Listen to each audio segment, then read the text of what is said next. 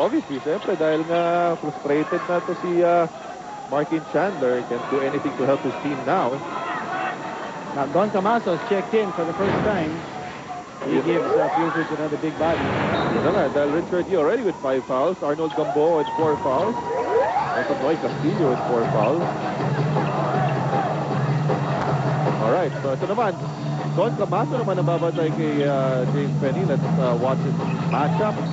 Ayun na nga, banggaan kagad eh. Alright, so balik na naman dito sa free throw line si James Penny. Alam mo, ito yung pagkaka-eject kay Martin Chandler, just adds pressure on Purefoods to win. Because they are on a 2-game losing skid. And yan, si Coach Gia Vanilla. At saka si Yang Giao doon sa likod, oh. Well, I'm sure they're liking their chances right now in this ballgame dahil na Well, also the fact that James Penny is beginning to be very automatic from the free throw line. Oo. And you know that they want to foul him.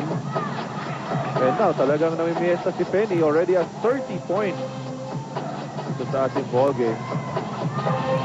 James Yap naman ngayon, naghanap ng spasyo. He goes inside. Nabatukan itong si Marky, or rather si James Penny. Pang-apat na yan, ito si James Penny. And matagal pa po tayo yung oras natin dito, 6 minutes and 53 seconds on the third. And I'm sure magkakaroon tayo ng All-Filipino versus All-Filipino lineup dito pretty soon. Nag-insist dito si James Yap. May palitan ng tao dito. Yan, magpapahingayin muna. Ito si James Penny. Paolo Bogia checking in.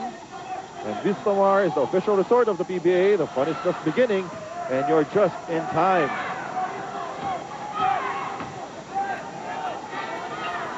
James Yap leading the way for Purefoods, already with 19, still 19 points. Missing 2 free throws. Can't avoid those misses. Purefoods down by 5. Back si Paul Artadi. Rich Alvarez trying to get good position at the post. Meron ng si Rich Alvarez. But you know, Purefoods is just hanging in there. Hindi rin nagpapaiwan dito sa Red Bull, even without their import. And now that Red Bull is playing all Filipino as well, ito, patas na ang labanan. At ito, may foul pa. Bibigay itong Red Bull. This time it will be against Cyrus Baguio. First foul on Cyrus Baguio. The sideline inbound here for Purefoods CJ Giant.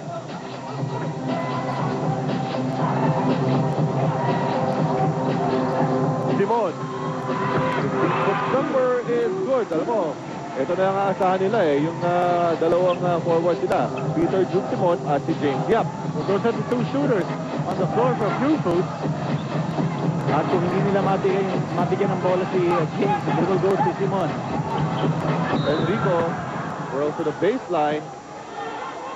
Going to work. He's just a madman now inside the shaded area. Every time he gets in position at the low post, he attacks.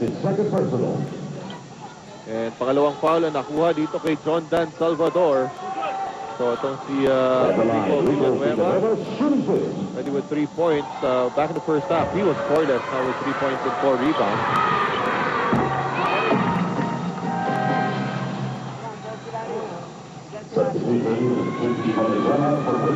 Palitan ng tao dito, Junti Valenzuela checking in for Rich Alvarez.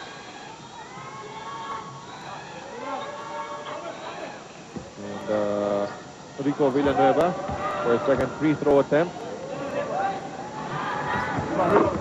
2-for-2 para kay Raging Bull. Back to a 5-point lead here for Red Bull, 61-56. 6 minutes in the third quarter. Partner, ang bumabantay ngayon kay James Yap si Junti, who is a tough defender, believe me. Ito naman, Simon, cross-court pass or Tadi, nakita si James Yap at the corner. Wala tinamaan, pero Don Camaso saving that play for Purefoods.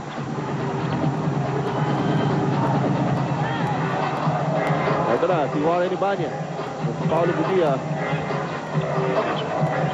They go back to Rico Villanueva. They're doing the post against John Dan Salvador. Na-double team na yung Rico. 4 to 2 dito. Naku, naaagaw ng Pure Foods. Here's James Yak. Yak ngayon. Binigay kay Artadi. Undergoes na bola. Nandiyan pa rin si John Dan Salvador. Using the glass. Hustle play now for Pure Foods. Natira yan. Cyrus Baguio.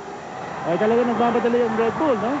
And they should just take it easy here. They have a major advantage. But Pure Foods still alive in this game and kicking. Well, they just want to hang in there until the last few minutes of the ball game to have a chance to steal it at the end game. Dahil na ito, si James Penny para sa Red Bull, may 4 na fouls na rin. So, this is the opportunity that they've been looking for. At least quit sila, parehong walang import sa loob ng hard court. Here's PJ Simon. And now, itong si Peter Jun Simon, meron ng 12 points. 4.5 remaining. Lucy Valenzuela making a move against James Yap. And that's an offensive foul called against Lucy. Well, that defense of Pure Foods now forcing Red Bull into a lot of mistakes. They need a good ball handler on the floor. And Warren Ibanez is in the lineup here for Coach Gia Vanilla. I think they might need someone like a Salino Cruz or a Topex Robinson just to settle things down for Red Bull. Alam mo, itong pagkaka-eject pa kay Martin Sander might be a blessing in disguise, ha? Para dito sa Pure Foods. Here comes Peter Jun Simon. Sumobra lang. Bola, mananatili. Sa mga nakaputi, yan po ang Pure Foods TJ Giants. Kita natin yung hassle ng Pure Foods. Ha? Yes, now, without an import, itong mga locals might have rediscovered their confidence. Well, they have no one else to look to except themselves. James Yap naman ngayon. For a TM rip. Tapos na yung TM ang pinalakasitan mobile. And that's just the first three-point shot connected by Pure Foods in the entire game. And this is what Red Bull should really take advantage of. Yung shaded lane. Naglulundagan sila mga kaibigan. And nakashoot po si James Yap for three-pointer. That's the first three-pointer of Pure Foods in the entire game. Ayan po, James Yap already with 22 big points.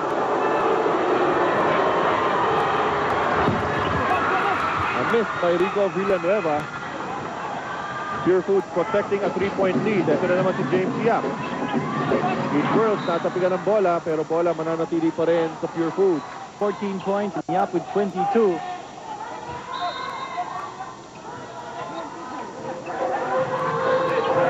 Ito, susumo naman ngayon. Surveying the defense. Naging kay Artadi, nabitawan ng bola, napulot ni James Yap. James Yap, back to Artadi, 4 to shoot. Artadi, pinigay kay Simon, not there. Get in, isa pa, yes!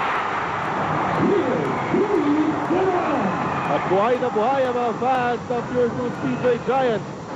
This is the kind of intensity that Coach Ryan Gregorio was begging from his team back in the first quarter na hindi mo na ipakita. Oh, hard foul.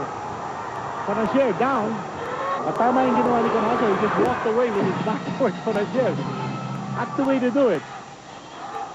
To avoid any confrontation that might lead to something that you might regret. Alright, 2-4-2 para dito kay Larry Panasier with 5 points in the ball game.